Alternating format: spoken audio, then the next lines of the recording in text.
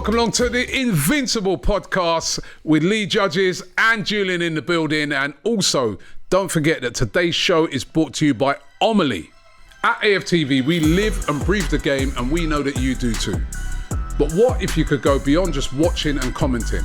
With Omili, you can. Omili is the app where football fans can connect, debate, and shape the conversation in real time.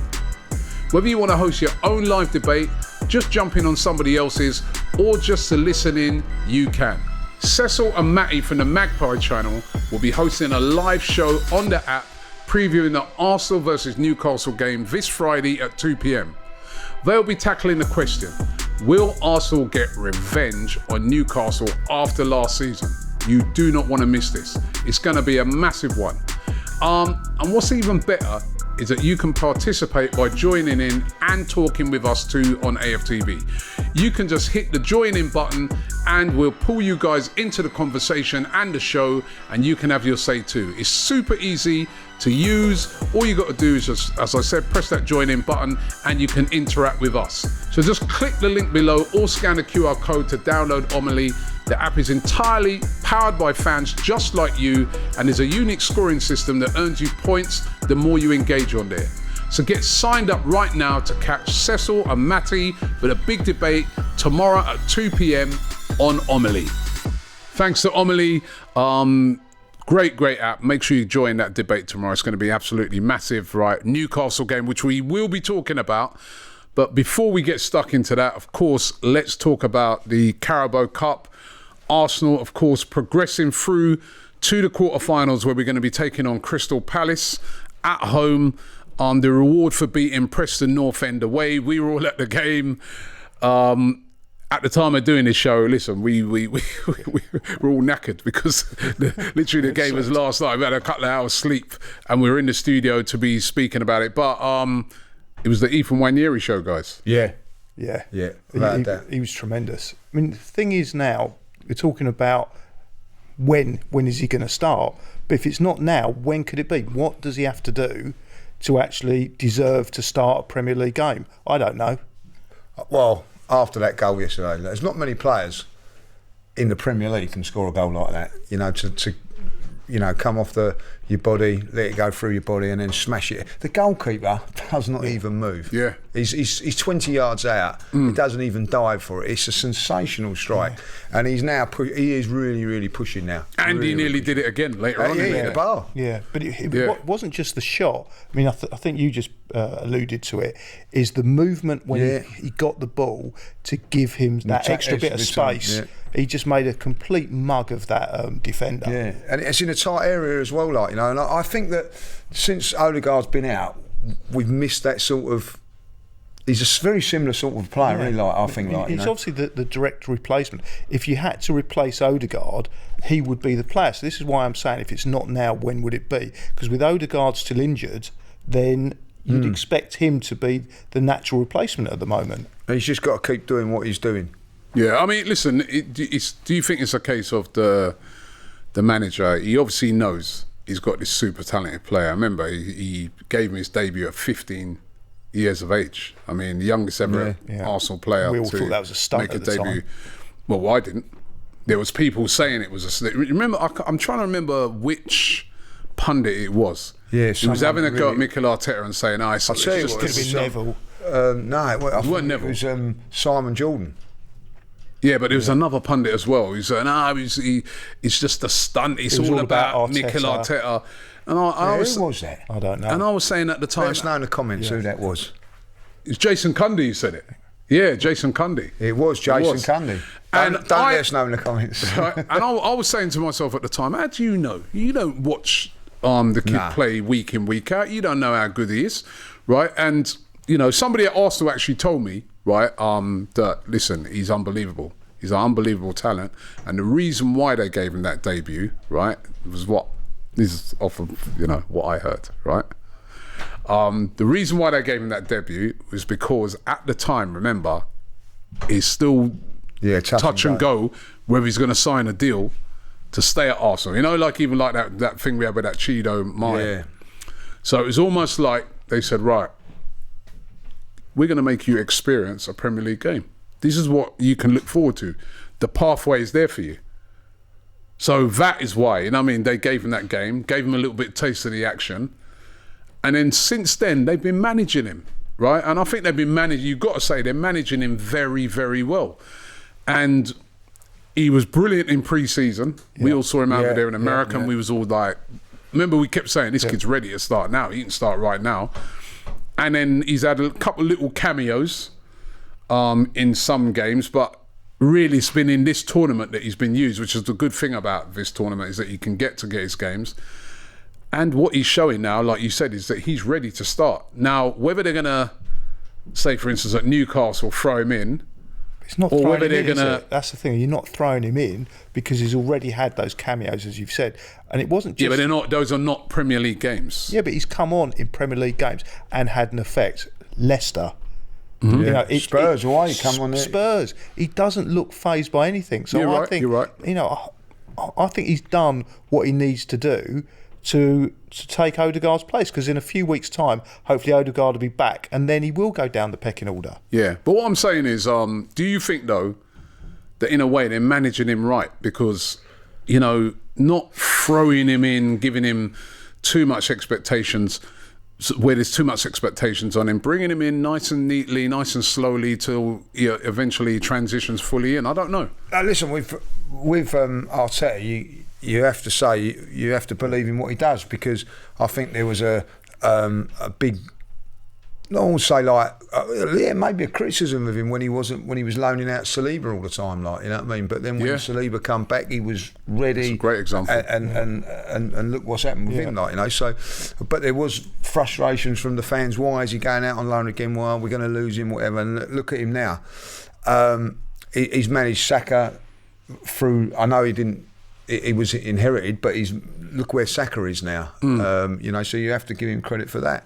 And also, you know, we're watching him yesterday and think, he's ready and everything, like. But Mikel, you've got to trust him, haven't you? Like, you know, that's what you know. And the thing with Mikel at times, you know what I mean, you think, right, I'm going to criticise you because you've done this wrong, and he proves you wrong. And like, so listen, I don't think at this moment in time, Nwaneri's getting frustrated with it and all that, like, you know, he's getting some sort of time and all that, like. But I think he's doing the right thing. What he's doing is just going, right, every time I'm going on that pitch, I am telling you that I'm ready. As we said, we was in America, and we watch a lot of football, don't we? Like, you know, we're saying we're experts, but we watch a lot of football.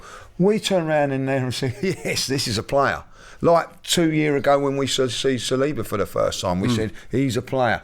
He is a player. And I tell you what, when I was walking out the ground yesterday, the thing that everybody was saying was, he's a baller. This kid has got everything. Got that X factor. Yeah, so all the fans we've all seen the fans, you know, like young players come through from generations, from the 70s, 80s, 90s. We've all seen them come through, but he's in that thing now where he is exciting every fan at this moment in time, and that's all he can do. And it's not that we're giving him a pass saying, well, he's only 17. No, far from it. He fits in, and I do agree with you, is that if I was the manager, I'd be playing him more, but I do respect that Mikel's got it right in so many instances where a lot of people, apart from myself, have criticised him in many ways. Yeah, right. No, I didn't. When have I? We were all sort of having a little bit of a pop with the Saliba thing. We was all sort of saying, well, when's he going to get a chance? So, you know what I mean? Well, why have you... He got that absolutely spot on, didn't he? Yeah, absolutely spot on. And he got his spot on so many instances. Last season with you, Ramsdale Raya. Yes. Yeah, listen, I'm going to hold my hands up while we're talking about that.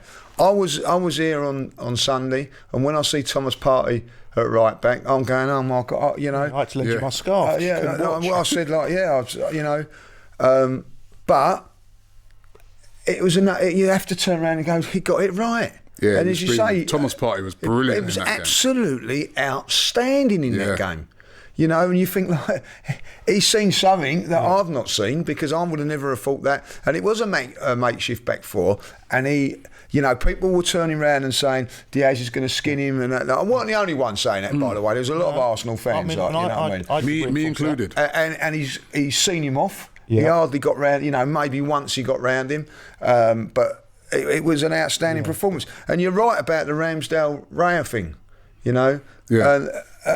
You have to say that it was the right decision. Yeah. I say like with like the young players, there are some examples of young players that have just gone in early and they're doing amazing things. I mean, that Lamine Yamal at Barcelona, you know, playing at the Euros at 16 and doing the amazing things that he did, and he still continued it on. I mean, scored last week in the El Clasico, has been having a great season. We seen Kobe Mainoo at Manchester United come into that midfield and almost be the main guy in that midfield, is coming in as a kid. So maybe it is time for Nwaneri to get a start. I know they've been managing him and that's a really smart thing to do, but maybe, I don't know, should he play against Newcastle? I want to find out from you guys, because that X factor, that excitement, that sort of also Newcastle might, what's he going to do? How do we deal with this kid? Do you know what I mean? Newcastle are strong in the midfield. They've got Bruno Guimaraes, you know what I mean? They've got very strong players in that midfield. But is that a game for Nwaneri to come in? Or would you still say, Trossard starts that game? I mean, the flip side to what we've been talking about is, you know, the players that you've mentioned that have come through from a very, very early age. Saka, the boy at Barcelona. But then there are other examples where younger players like Jack Wilshere have been played too often and too much, and their careers have probably suffered for it. Yeah. So that's why I'm kind of vying on that we do watch a lot of football, but you have to bow to Mikel's judgment on this. Yeah. And if Mikel is holding him back, then he's probably doing it for the long term. This is what I love about Mikel. He makes decisions, not just someone like Mourinho who's doing it for, or Conte, who was doing it for a quick win. You know, it's short-term success. They'll win the odd League Cup. But what Arteta's doing, and what Arteta's done throughout his career at Arsenal, is put the foundations in place for long-term success. And that's maybe what he's doing for... Let me just read you Mikel Arteta, some of his quotes about Nwaneri after the game. He said, he's a big talent, he's got the right attitude, and he's got the right players and context around him. We need to make sure that we build brick by brick, in the right tempo, in the right order, but we have some player there. That's what he said. And then he went on to say he's going to really dictate how fast he's going to go, but I'm really happy with him. There's so much personality there. He wants to impose himself. He wants every ball.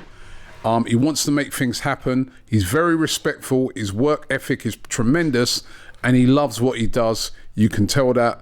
I think he's showing every day what he's capable of. And he says, you see his teammates, they're giving him the ball all the time. That's a great sign. So we have some player there. Yeah. And I think that's great quotes. I think there's a couple of things that you have to bring into that as well. Like, it's his first season as a professional footballer. There's a difference when you're playing youth team football to training every single day and blah, blah, blah, wasn't he professional last season? No, he was like played against West Ham, didn't he? He's still like, I think it was his first professional contract, like senior contract. When you're playing, he's in the first team squad now, training. It's a different training sessions to what you're in the youth and all that. You're being looked after a little bit. This time you're in it, you've got to train every day, so your body's got to work. Listen, we've seen what he's like, you know what I mean, up close, and we like he's 17, but he's in a man's body of 23, 24.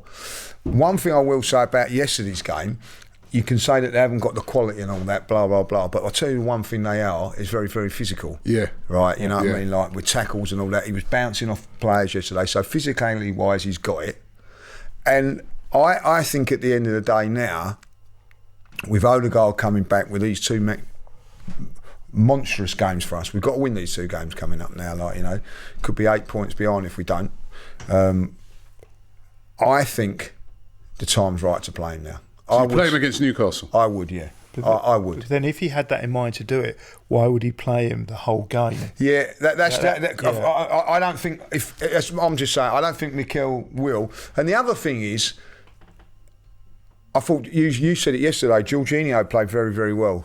Yeah. Yesterday. Doesn't mean to say he's going to play against Newcastle. You know, I mean, like, I also think like Lewis Skelly's going under the radar a little bit with his performances. He's been very, very good. But yeah, he's another kid. Yeah. So there are certain, like Kivior, if I done okay yesterday, but I don't necessarily mean he's going to play in that game, you know. So I think sometimes it's about getting minutes and players getting a rest as well. If I'm a betting man, I'm with you. I don't think he will start.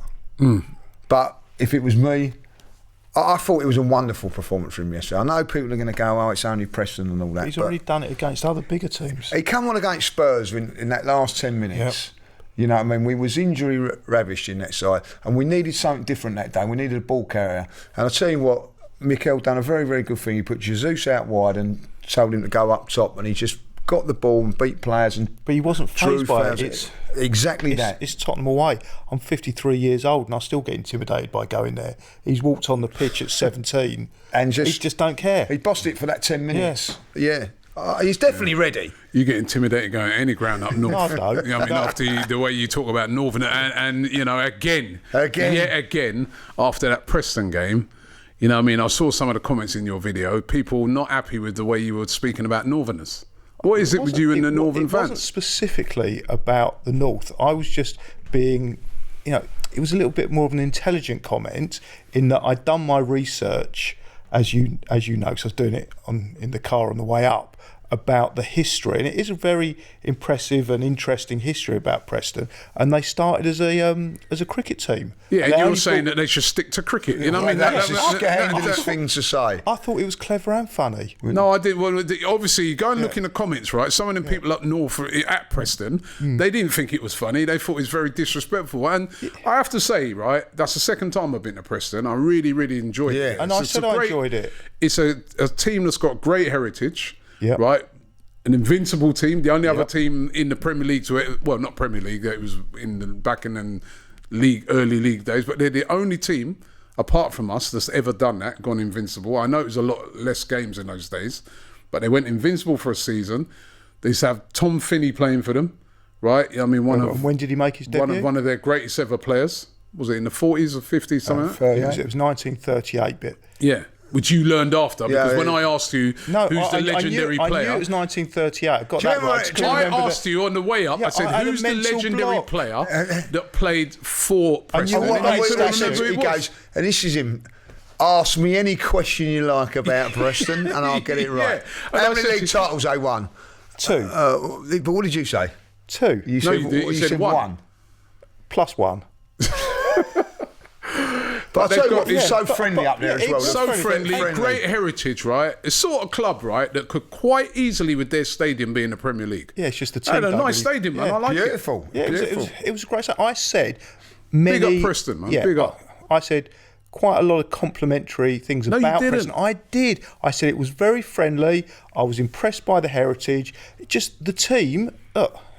Am I lying to say that team wasn't that impressive, that we actually beat them? They made changes as well. We were very, very impressive. We were very, very good. I don't know that we were. And we went there and showed what we should show against a team like that we're levels above them, because, you know, but to say that they should stick to cricket is a disrespectful thing. It was a joke. Well, have a look at the comments. They're not taking it like a joke, mate. And I'm telling you, I'm going to stop going to these places. Up north... I'm starting to think, I think we're going to have to drop you off and not forget. But I never mentioned the Northern thing. He done the same thing he went to Liverpool when we went to Everton, remember? All right. Got all the Everton fans. Listen, I'll get on with the Everton fans. And he's done it a few times now. Yeah. First comment on that thing, typical arrogant southerner. Right? That was a top comment. Yeah. You can't please all the people all the time. Yeah, try it. You never please anyone. He actually said he was surprised their burgers were dear up there. Yeah, they were, weren't they? It was very expensive. Hey, you know what? Yeah. Before we get stuck into that Newcastle game as well, right? There's another thing I need to mention about you as well. Now, on Monday, people, what we did is we did this. They've been doing this thing for Prostate Cancer UK. Yeah, well done, guys. Well done to them yet again with another great initiative. It's called Football United, and basically, they sort of challenge every football club to raise money for Prostate Cancer UK, and we did it. You know, we did it for Arsenal. There's people running for Tottenham, various different clubs. So it was a 5K. You could either walk it or run it. You know, and we raised a lot of money doing it. I did like a TikTok live whilst I was doing it, and it was brilliant. Right? You decided to run it. Yeah. We walked it. You run with one of our guys, Brett, and also Andrew. And his son. And Andrew's son. There was 4 of us that Four of you started running it. Now, right, at the end of the run, right, you then posted a picture with you wearing a medal. WhatsApp group. In our WhatsApp group, wearing a medal. I don't know if we've got that picture. We could show you. You can see the picture there. Quite good. Wearing a medal, and you claimed then that you were the winner, that you won the 5K, even though we didn't understand that it was any sort of competition. It wasn't a race. But Julian made it a race. I said on my Let me finish. You're going to get your chance to have your say. You posted that picture saying you won the 5K run. And the medal to prove it. With the medal to prove it, right? Put it on social media, also I believe, said, as well. I didn't. You also said, right, that Andrew, Andrew works for us, brilliant guy. You also accused Andrew of not being able to keep up with the pace and pulled out and that Andrew pulled out. Right. It turns out that Andrew, who was running with his son, only sort of hanged back a bit because he's running with his son, who's about 11 years old. Right. So obviously, his son ain't going to be able to keep up. Yeah. They completed the race. Well done to Andrew, helping to raise money. I think they walked the last Now half. you told us that you won this race and you got a medal, but it turns out that when it got near to the end of the race, Brett, who was running with you, sprinted away and left you for dust, right? So you didn't win it. You came second. So you explain to us right now how comes you were donning that medal and how comes you posted in that group that you won the race. Okay, so Brett and myself were the pace setters, and we ran together for the whole, I think it ended up being 3.5 miles. Now, well done. As we came into probably the last 100 odd metres, Brett, without telling me, sort of move that I probably was going to make, but he went a little bit early, just sprinted away from me without actually telling me that we were not going to run in together.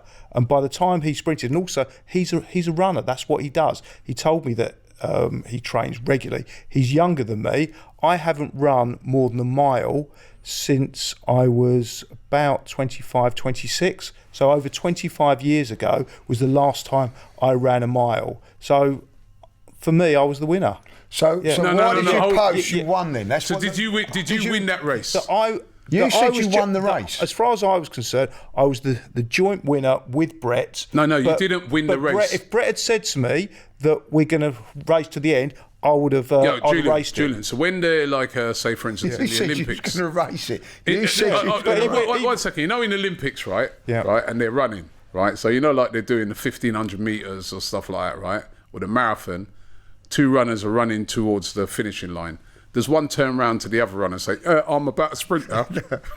They just go. And then the second thing is, right, you told us you won the race. You won the race. Did you win that race? That is what you put up with that picture. Did you win that race? So the winner of the race, Julian Becker, is what you said. Did you win the race? My actual comment was, I know it wasn't a race, but I won. But if it was, I won. I come a very close second, and I would have won. And so you didn't. Hold on. I was second. I wouldn't say I was cheated. You didn't win. I wouldn't say I was cheated out of it, but he used what.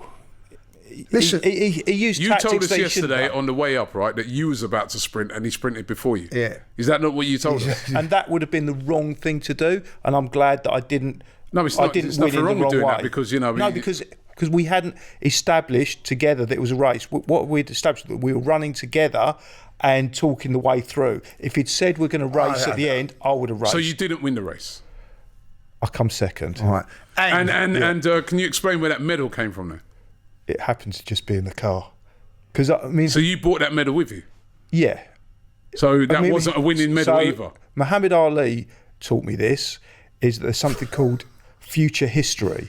You're familiar with this term? No. Is that you so believe something's going to happen in the future that it's already going to happen. And I was so convinced that I was going to win that race that in my mind it already played out. So I already had the medal ready. Right. So, yeah. And it's a way you achieve things. Do you think that affects the credibility? Like, you know when you brought those other medals in that time and trophies and stuff like that and told us that you won this for this and you won. Do you think that affects the whole credibility of that now? Now that you've been exposed... And for also, lying, and also, he also said in the car going up there yesterday, we were talking about sports days and all that. Nothing for being a runner-up. You've got to learn to win and all that. Like, do you know what I mean? Like now, all of a sudden, like he's saying all of this. Maybe he was losing all these games, and he's just pretending to everybody that you're a winner. Look, the medals that I brought in, they were hardly Premier League medals, were they? No. And I can absolutely guarantee 100% that every one of those medals, including Clubman of the Year and the Barry Goldstein Minor Cup runners-up medal, sub-unused, was definitely mine.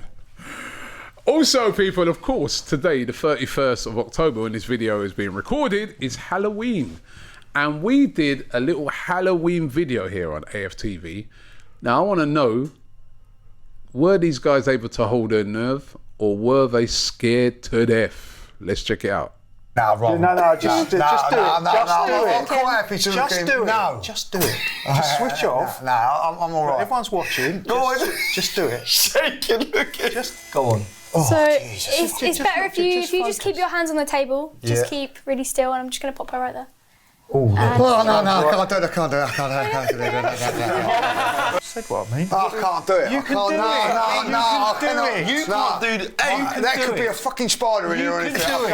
You can do it. Whatever it is, you can do it. No, honestly. This is a Nike can campaign. do it. You can do it. No, you can do it. You can do it. We'll lose. You can do it. I'm out. Everyone's watching. You're not out. Do not give up. Do not if that is a spider in here, They're only like this size. No. Such a tough man. The hard man, ladies and gentlemen, right? That tough geezer. Yeah. But doesn't want to put his hand in a box with his, a teddy bear in there. I mean, what's going on? Hey. What's wrong with you? Listen, that Proper Arsenal. Proper hard. that horrible git. There he's just walked in now, right? You know what I mean? Like, This is what you're scared scary. of. Here it is.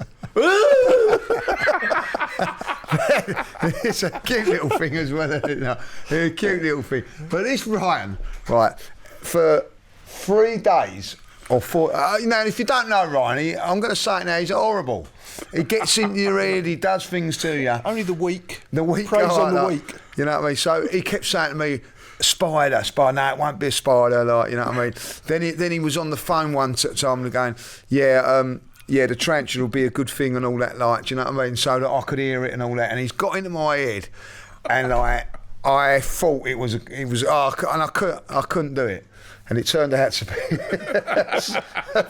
a pussycat, like, you know what I mean? You guys can watch the full video. It's out now, by the way, right? So make sure you check it out. We're gonna put a link in the description, right? You could click onto that as well. Watch that video. Or we'd be on the end card, but I'm so I'm disappointed in you, man. I thought you was tough. Listen, can I reveal about the snake?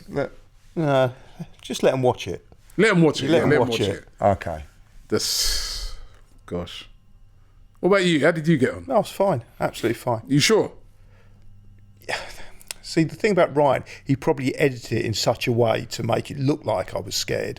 But the clips I saw, you were definitely scared. No, it was just an edit. It's just in the edit. It's the edit. All right. I'll tell you what. Watch for yourself, people, and let's see if it's something to do with an edit. Seriously, if there's any agents out there, like, there's fantastic actor in, like, here we've got here, like, you know what I mean? The new James Bond, you know what I mean, like, yeah. I've got the same initials. Yeah. JB, yeah. JB, James Bond. Make sure you check that out. That's out right now. 009. Halloween special with these guys, right? Turkish, he's Turkish. He tries to play it all cool, innit? Do you know what? Yeah. Even he got scared. Yeah, I mean, trying to give it all. Yeah. Make sure you watch it, people. It's absolutely I will say with him, you know what I mean, he's a cool dude.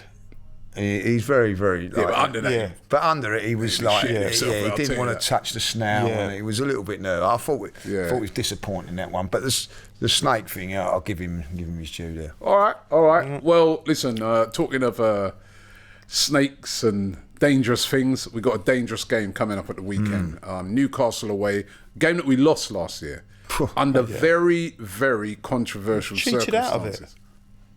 We cheated out of it last year. I really felt that. I thought. Remind everybody what happened again. Well, the biggest thing was the goal, because there was, and this again from memory, I think there was 3 incidents that could have gone our way. The ball was out. The ball was definitely out, and we've seen those. There's a game last week. Yeah. The game yesterday. The game yesterday. We had the game yesterday, goal. and that was out, by the way. I did look back at it. It was, they got that right. Did they? Without VAR. By the way, just before we get on that, did you not enjoy watching that game? I loved it. Because you knew that a goal was a goal. Yeah. No VAR. There was no VAR. Enjoyable game of football. And I'm not actually against VAR, but just after all the rubbish we've had this season, it was just nice to see a game just refereed by the referee, who did well, and they got things right because that ball was out. They refereed. I saw the replay. They were proper officials yesterday. Yeah. Weren't relying on a cameraman, someone sitting in a caravan, wherever he is in Stockley Park. You know what I mean? Not relying on it. Yeah. So brilliant. So they had the incident when the ball was out. The second one was the push on Gabriel, and the third one was the offside. Yeah, and at least one of those, if not 2 or 3, were definites. But the other part of it is Gimares went and was he elbowed Havertz? No, Jorginho, wasn't it? Yeah, he should have gone straight away. There was talk that Havertz could have went as well for he put in a late tackle. Possibly, it was a yellow card. Yeah, it wasn't. It was a yellow card, and he got given a yellow card. But it was a game that threw up lots and lots of controversial decisions. Mikel Arteta was very, very angry about it after that. Got banned after that. I think at the end of the day, I think that's why there's probably a little bit of funniness with the referees and all that, because he got away with it, didn't he? Do you remember? Oh yeah, they don't like Arteta. No, I'm convinced they don't like Arteta. And I think that was a lot to do with that. I think it was a lot. I do. I think that day he obviously called them out, didn't he? He actually called them. And he got away with it, didn't he? There was some sort of technicality. He said they were a disgrace. Yeah. Right, and he was able to say disgracia. Yeah. That's like a word. But, after that, the referees, are they still continuing that through this season? There's a lot of people still coming with these conspiracy theories. You can see, I don't know about conspiracy. I think that, he took them on and beat them, and they don't like that. Subconsciously, as Gary O'Neill said, I think there is a little bit in that, and I do think that they don't like him.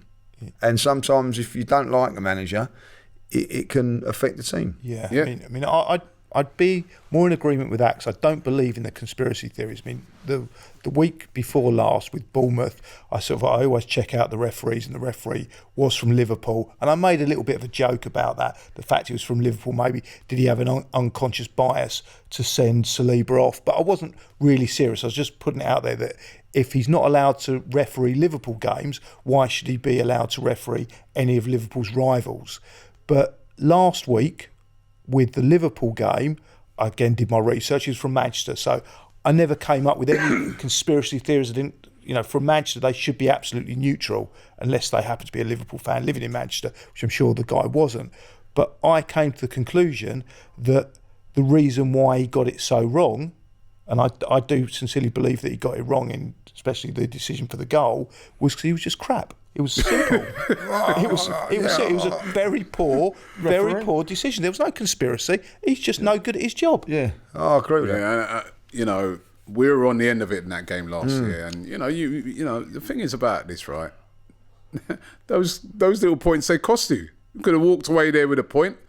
That would have narrowed things down a lot more. More if he'd sent off Gimares. Yeah. So. But it's a big game for Arsenal. Big game. Lee, you said it earlier that we have to win these games. We put ourselves in a position now where we can't really afford many more slip-ups. You know what I mean? Even draws. I mean, ordinarily, you're going away to Newcastle. Draw's not a bad result. It's a tough place to go to. Man City only got a draw there earlier on this season. But because of last week now, that's another point. Points dropped. Really got to start getting back to winning ways. And going away to Newcastle, if we could get a win, would really make a statement. They've been a bit on and off at the moment. They did beat Chelsea in the Carabao Cup. They are through to the quarterfinals like we are, where they're going to take on Brentford. Newcastle, they got Isak back. They didn't have him a few weeks ago. He's back. He's scoring again. So that's going to be dangerous because we all know he's such a good player. But they've been a bit of a funny team this season, Newcastle. 1 week, really good. Next week, is this a game that you can see us winning? I mean, well, we've got to go and win. I think, like, you know, Anthony Gordon might be back as well this weekend, like, you know what I'm saying. So they're going to be a tough opposition. But we are 5 points down on the teams that we played last season, like, you know. Our next 2 games, if we can win both of those games, we can get those 5 points back. Like, the next 2 games are both teams that we dropped points to last season. We drew and lost. We drew with Chelsea and we lost to Newcastle away. Both those away games. So if we win both of them, we're back on track to the points tally of what we would get last season. So I do think it's massively important. Man City got Bournemouth away. You expect them to win that? Yeah, expected to win that. They're decimated with injuries at the moment. They're decimated with injuries, but they won't get a sending off like we did and things like that. You know what I mean? So you can be sure of that. Liverpool got Brighton at home. They've just gone and beat Brighton away in the Cup. So you would imagine that both of those teams are going to win. And we're up first. I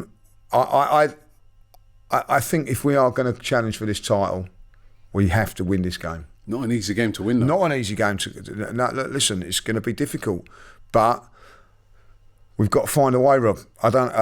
You know, if you be honest, if I don't know, this could go 3 ways.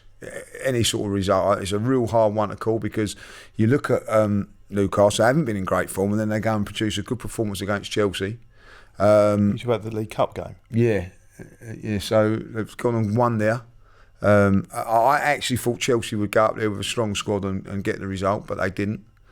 I watched them. Who did they play last week? They played Chelsea. Chelsea in the you know, could have won it. Could have got something out of it. You know what I mean? They had a couple of good chances. You know, so they've got to be respected, particularly up there. Even though we've gone up there on a couple of occasions and won. Obviously, we didn't last season, but before that, never easy. Never an easy place to go. Like, you know, I mean, bloody remember being 4-0 up there once. Yeah, 4-0. Like, you know, so 20 minutes to go. Yeah, never had some. I think Diaby got sent off. Was it? Never an easy place to go. It's all about pattern with us. Player gets sent off. It actually should be an easier place to go. But even when they were totally mediocre, stroke crap. He's off again. Here he goes. But I said when. We still. I don't remember going up there and really smashing them. We used to win by the odd goal, and I think it is to do with the atmosphere. But if you look at their form this season, they've played, I think, 9 games. They've won 3, they've lost 3, they've drawn 3, and the majority of their points came in the first few games of the season. But actually, I thought they were slightly lucky then because their performances weren't that great. Whereas the last few performances, I think, have been better, and they've not got the results. But they've not got the results. So they are dangerous in as much as I think they're playing better, but things haven't quite gone their way. But they are having issues in scoring, and that's probably because Isak's back. Isak's back. I think Callum Wilson's. He's injured. He's out. And he's been out. Isak's they back, haven't like you said, a lot. Gordon. You know what I mean? And Isak's one of the reasons why they have been struggling scoring because he was out. Yeah. But now he's back. I think he scored last night, didn't he? He scored at the weekend. You know what I mean? He's the danger player. He's that guy with the X factor for them. I mean, he's a player that a lot of Arsenal fans would love to see at the Emirates. And another thing, I remember, and this is where I do fancy us to win tomorrow because Tottenham went up there. Saturday, is it? Yes, Saturday. Tottenham totally dominated that game. Do you remember? They was all over them, like, and then like they just doing the Tottenham thing, like shot themselves in the foot. So I think if we can, very weak against Tottenham, didn't they? Yeah, if we can get the ball, start controlling the ball, I do think that we create chances against them, like, you know. And it's very interesting yesterday that that Saka come on in that game as well, like, you know. I think he's key for us again. And so, like, obviously they've got no issues of his injury because you wouldn't have risked him yesterday. No, they go and run. I just want to say something about Saka and back to something you mentioned about Partey earlier in the show, about Partey's right-back performance. I think a lot of credit for Partey's right-back performance goes to Saka and the defensive work that he did. Great point. and that was covering. Yeah, that weren't just it though. He was brilliant. You know what I mean? He was if good, you look but I at think Partey's Saka stats in made that him- game, right? He won every. He did. Won, it was amazing. He won the most duels in the game. He won the most tackles in the game. Saka covered him the whole time as well. I think that's one of the reasons Saka went off early is because he literally ran himself into the ground. Saka did well, back. but his individual. Don't take away. I'm not anything. taking away, but it's a team game, and I think Yeah. a lot of it comes down I to also Saka. think Diaz had to sort of stage there, just listen, go back a little bit as The well. one-on-one battle between him and Diaz, He won. He won it. Apart from the guy getting past him, I think he nutmegged him one time, and then it was got past him cover. twice, didn't he? Right, once.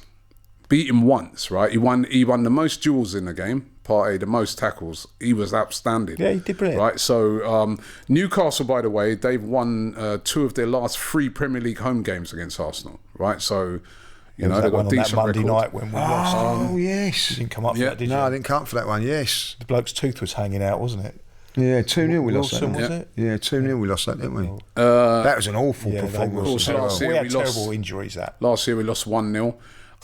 season before we beat them, it was summer, Yeah. wasn't it? So when we went up on the train. But Newcastle are winless in their last 5 Premier League games, drawing 2 and losing 3. Yeah, so that's what I've started looked at the losing form. 2 in a row. And Newcastle lost their last Premier League home match 1-0 against Brighton, of course, ending a run of 11 games without a defeat at St James's Park. So, you know, it was a bit of a fortress there. But it's not just the results. The form has actually been okay. Again, sort of referring back to that Spurs game, they were terrible, but they end up winning it because it was Spurs. They're not. Is he under a little bit of pressure if Arsenal win this? I think getting through to the quarters of the League helped Cup, him out? that's helped him out. You know what I mean? Home draw against Brentford. They still haven't won I don't anything think he was for under so huge long. pressure because, you know, even he turned down, you know, he didn't really want the England job and stuff like that. I think he's safe for now, you know. But the danger man, of course, Alexander Isak, who averages a goal every 133 minutes in the Premier League for Newcastle. Only Andy Cole, or Andrew Cole as he likes to be known now, has a better record than him for Newcastle. He has been the player for them. We're going to have to try it and shackle him down. Of course, we don't know if Gabriel will be playing, even though Mikel Arteta said that the injury was not as bad as, you know, they thought, and seemed to intimate that he could be in line for starting that game. We know that Saliba's going to be back. Timber is back. He's played a half in that game, and Mikel Arteta did say that those changes to Timber and to Marino were changes that he'd already had planned before the game started. So you'd expect those two to be playing in the game. So we could have Ben White. Yeah, Ben White will be there. So we could have a lot stronger team than, say, for instance, what we faced against what faced Liverpool. Maybe if we sort of run through the team, what probably I expect is probably going to be like Raya, Ben White. If Gabriel makes it, then it'll be Gabriel Saliba. I think Gabriel might make it. Then a left back of Timber, which would be sort of our strongest back And line. if Gabriel doesn't make it, you'd put Kivior in, would you? Yeah, then you could put Kivior in, or you could even put Timber in on that right hand. Well, now Saliba's back now, isn't it? But then, You probably put Kivior in there, and then midfield, of course, you put Partey back in midfield with Rice and Trossard or Nwaneri. Trossard, Ranieri, or Marino scored last week. Yeah, but then and you don't- Marino, but who then- used to play for I Newcastle. you don't want that 3 midfield. Marino used to play for Newcastle as well. I think he'll continue with Thomas Partey at right back.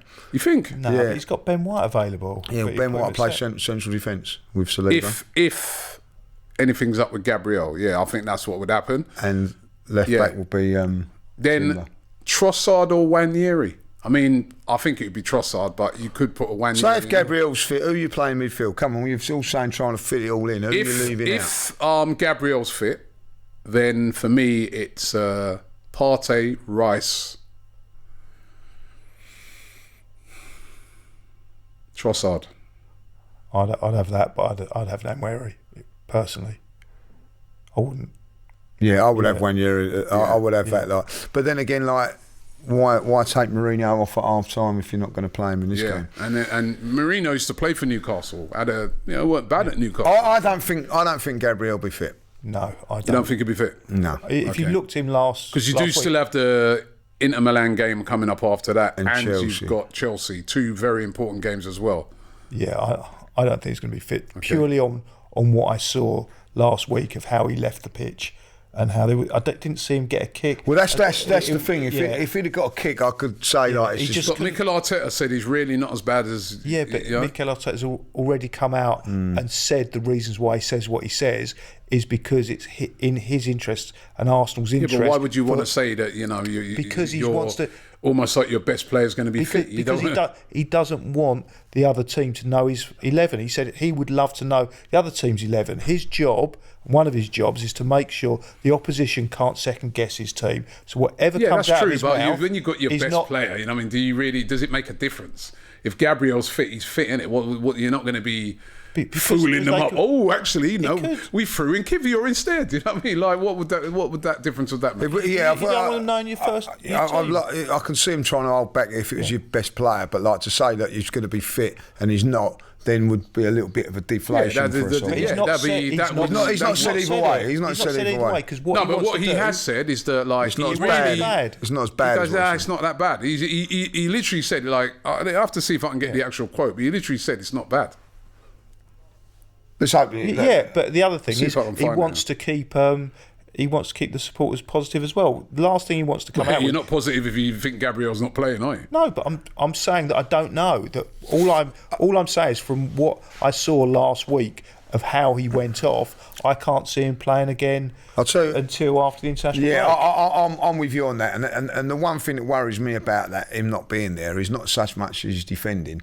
He's like, set pieces and all that. Like, I do think, he's a bigger loss than what you actually. I think he's a bigger loss to the team than Saliba. I know that sounds silly, but I think that defensively, Saliba's fantastic. But I do think that Gabriel was the motivator as well. Yeah, a little bit more of the advantage. He whips up the crowd. He whips up the rest of the team. The determination, which every team. Saliba will get his odd goal from set pieces and all that, but Gabriel was his desire. Arteta's quotes were, "We're still assessing him.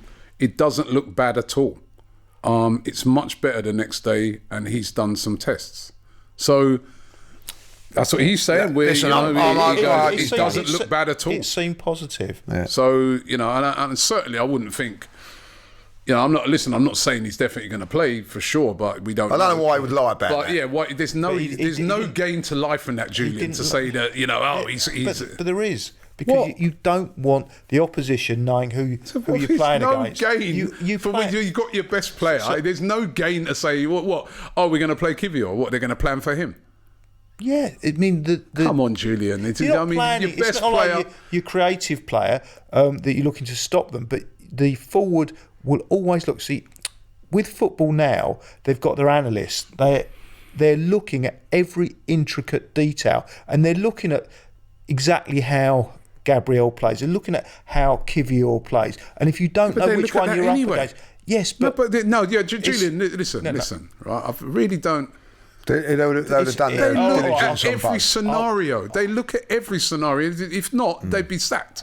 You've got to look at every scenario. So you look at it if Gabriel's playing. They obviously know that, he came off injured last week. Of course, they'll plan for if it's Kivior or if it's Timber. They'll plan for every scenario. You do plan for every scenario. A bit like there's nothing to gain. Like when I took my end of school exams, my A-levels, is that the reason pass? Well, the reason I did so well and I got the best grades, not only in my year, but for the previous 4 years. I'd like to see these now. No problem, I'll bring my certificates in. Because following the middle incident, I don't believe anything you say. Okay, is what I did. I got 10 years worth of past papers and I predicted what questions were coming up. Now, what I did, I tried to plan for everything and not get caught out. So I did a little bit of work on the questions that I thought might just come up, but I concentrated my efforts on my predictions of what would come up.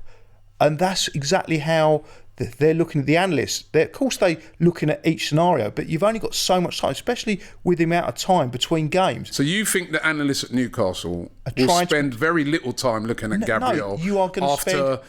One second. After what Mikel Arteta said, you think that those analysts said, actually, what we do, let's just spend like half hour on Gabriel. We'll spend 3 hours studying Kiwior. Okay. Is that what you think is going to happen? Okay, what I think would have happened, if they were absolutely sure that Gabriel's playing, they're going to spend a lot more time studying how Gabriel plays. But if they're not sure, they're going to be torn between. They've only got so much resource. So if you keep the...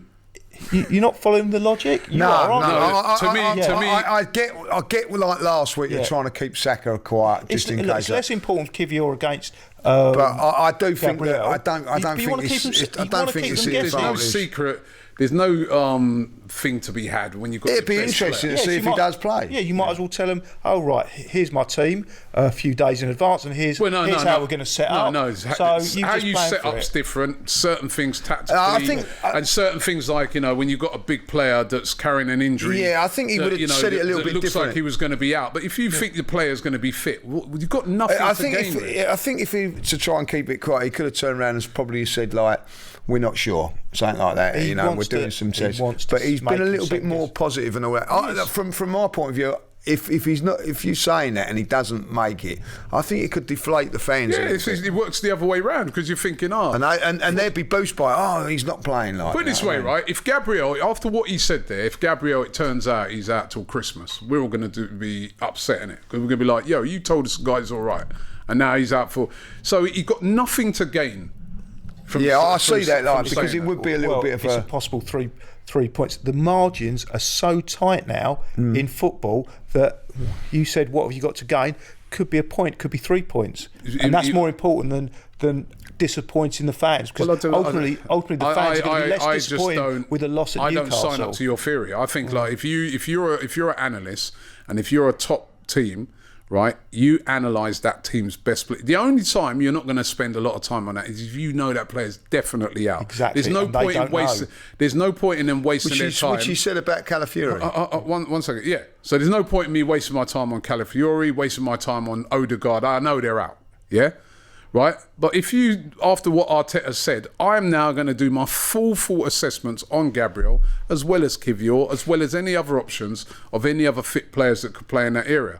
But particularly, I'm going to spend a lot of time on Gabriel, because that seems to me like he'll be playing. And we got nothing to get like what why about spread Odegaard? negativity. Do you think Odegaard could be in the squad? I don't think so. I don't, because I he's think been training now for 3 weeks. Yeah, I think if he was close, we might have seen him yesterday. We might have seen him in that Carabao Cup game. He could have got like a 10 minutes or 20 minutes. And I think the fact that we haven't seen that, you know what I mean? But I'd expect a strong team. And then up front, we've sort of done the midfield, what we possible scenarios. Up front, Saka's back. We know that. Martinelli's fit.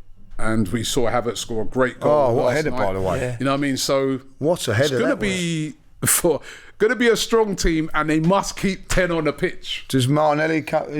11. 11? No, so I'm even saying 10 men now. Do you think Martinelli done enough to say, he starts? He set up the first goal. He won the free kick. He put the ball in. He didn't light it up, did he? He was okay. He wasn't poor. He was okay. I think he does start. I think, he's also, we know that, the defensive work he does and that. I do think he was very disappointed in an attacking sense in that game against Liverpool. I mean, it was him, sort of giving the ball away that led to their equaliser. And I just didn't think he had a tough time against Konate in particular. Get past him once. He was class, wasn't he, Konate? Yeah, he was, but he got past Trent quite easy, I thought. Yeah.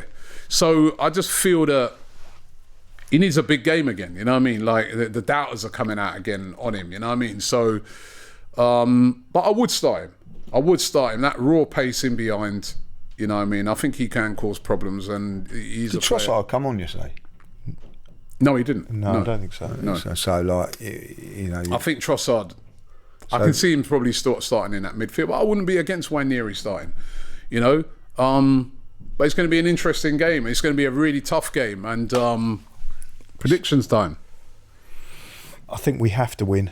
So I'm going to go for 2-0. 2-0. Yeah. Nil. Because the other thing is they do struggle, even though they've got Isak back. They've We haven't been keeping clean. We've been struggling with clean sheets, and we've conceded a lot of goals recently. But we keep 11 on the pitch, and we've got enough of our quality defenders back to make me think. No Gabriel, you're saying? I'm not saying that. What I'm saying is I don't know. But if I judge it on what I saw What if he's not last playing? week, then I'd have Kivior. Yeah, and because you still think clean sheet. I still think clean sheet. I don't think Kivior's a poor player. I just think Not a poor player. He's sort of out of position for that equaliser as well. That was a bit his fault. He makes one mistake a game. Yeah, but also Miles Skelly was out That's of all position. you need sometimes. All you need is one mistake a game. Yeah, I know. but- He made a mistake but- yesterday and but he got away with it. got away with It's offside. it. Why did he get away with it? Because it's probably a championship team. But in the Premier League, you don't get away with it. And he does make that one mistake and all that, like, you know. But listen, he's there for. I don't think he's a bad player as well. Like, I think it'd be a nail biter, 2-1. I'm going. I think we will concede, but I'm going with that nail biter as well. 2-1. It is a tough place to go to. They are a good side with good players, but I think we've got a better side. We've got to impose out. You know, one thing I'm looking for in this game: Arsenal imposing themselves early, not a slow start like what was against Bournemouth. A fast start, like yesterday. What I loved about that, obviously, it's Preston. Preston ain't Newcastle, but Arsenal when they kicked off, you could see they were about it. And they were on it straight away. That's what we need at Newcastle, especially with that crowd there, the way they support their team. Arsenal got to start like I hate to say it, but like how Spurs started against, and not how they ended. Yeah. But how they started, because they blitzed. They were on the front foot, and they absolutely blitzed Newcastle. Yeah, and I don't care how we play. I don't care if the other team have more possession than that, as long as we win the game. Spurs yesterday give up 70% of play. You know what I mean? I don't hear no one shouting from Tottenham about parking the bus or the coach or whatever. Like, they got the job done, they got the result, and that's all that matters. If you park the bus and you get the result, great. We shouldn't have to. I don't think we will, but I think there will be at times we will give up possession. And I think at the end of the day, it's all about, for me, these next 2 league games, it's just getting the wins. I don't care if they're not pretty. I don't care if we've got buses, coaches, tower blocks in front of that, as long as we win these games. Yeah, very important. So important we win Very these games. important game. Newcastle, 12:30 p.m. 12:30 a.m. kickoff, should I say? No, Early PM. one. PM. 12:30 p.m. Is that a long kickoff. day? I've had a long day, man. Long day. 12:30 p.m. kickoff on Saturday UK time. The early one, like Lee said, we go first. Very important that we get a result in that game. Of course, after that, go away to Inter Milan, go away to Chelsea. It's been a tough week. Even going away to Preston is not your given. So it's a run of lots of games where we're not at the Emirates. If we can come through these games, we're going to put ourselves in a very, very good position. Yeah, that's a good point. Right, so these games are of the utmost importance. Guys, don't forget as well, Omili, which I spoke about at the start of the show, the big debate taking place tomorrow on Omili at 2 p.m. It's going to be Cecil talking with Matty Renton, of course, of the Magpie channel, the Newcastle fan channel. Great channel, by the way, and great guy, Matty Renton. So make sure you check that out on Omili. The link is in the description, or scan the QR code. Guys, thank you very much. I know you're both really tired. Yeah. You can go home and get some sleep now. Sleep now, right? Yeah. But listen, it was a great night. Yesterday, really, really enjoyed it. Listen, really, and big up to all the Arsenal fans up there. 5,000 fans made that trip, right? So it's great to see. And loads of fans, 3,500 are going to be making that trip to Newcastle. Another long trip, and hopefully we get the win.